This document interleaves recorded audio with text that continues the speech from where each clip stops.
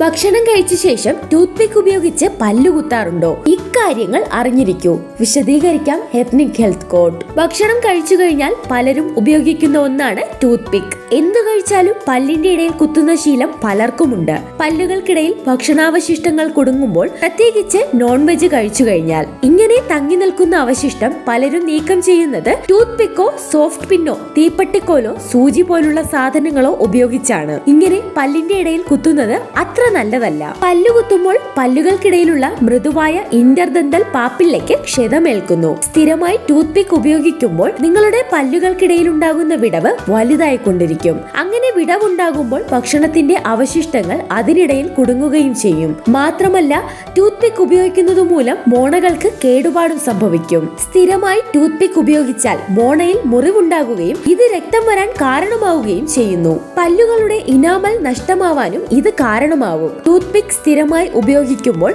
പല്ലുകളുടെ വേരിനെയും അത് ബാധിക്കുന്നതാണ്. പല്ലിന്റെ പ്രതലത്തിലുള്ള തേയ്മാനം കാരണം പല്ലിന് വിടവ് സംഭവിക്കാം. സമീപമുള്ള പല്ലുകളുമായുള്ള ബന്ധം വിച്ഛേദിക്കുമ്പോൾ നഷ്ടപ്പെട്ട പല്ലിന്റെ സ്ഥാനത്ത് വെപ്പുപല്ലുകൾ വയ്ക്കാത്തവരിൽ പല്ലുകൾ താഴോട്ടിറങ്ങി വരുമ്പോൾ, പല്ല് കേടുവരുമ്പോൾ അടച്ചതിലും ക്യാപ്പിട്ടതിലുമുള്ള ചില അപാകതകൾ കാരണമൊക്കെ സംഭവിക്കാം. രണ്ടുനേരം നിർബന്ധമായും ബ്രഷ് ചെയ്യുക. മേൽത്താടിയിൽ നിന്ന് മുകളിൽ നിന്ന് താഴേക്കും കീഴ്ത്താടിയിൽ താഴെ നിന്ന് മുകളിലേക്കും ബ്രഷ് ചെയ്യുക. മീഡിയം ഫ്ലെക്സിബിൾ പിടിയുള്ള ടൂത്ത് ബ്രഷും ക്രീം രൂപത്തിലുള്ള പേസ്റ്റും ഉപയോഗിക്കുക. പല്ലിട വൃത്തിയാക്കാൻ ഡെന്റൽ ഫ്ലോസ് എന്ന പ്രത്യേകതരം നൂലുകൾ ഉപയോഗിക്കാം. അല്ലെങ്കിൽ ഇന്റർദന്തൽ ബ്രഷുകൾ ഉപയോഗിക്കാവുന്നതാണ്. ഇത്തരത്തിലുള്ള മറ്റനേകം പ്രധാനപ്പെട്ട അറിവുകളും ഈ ചാനലിലുണ്ട്. കൂടുതൽ വീഡിയോകൾ കാണുക, മറ്റുള്ളവർക്കായി ഷെയർ ചെയ്തു കൊടുക്കുക.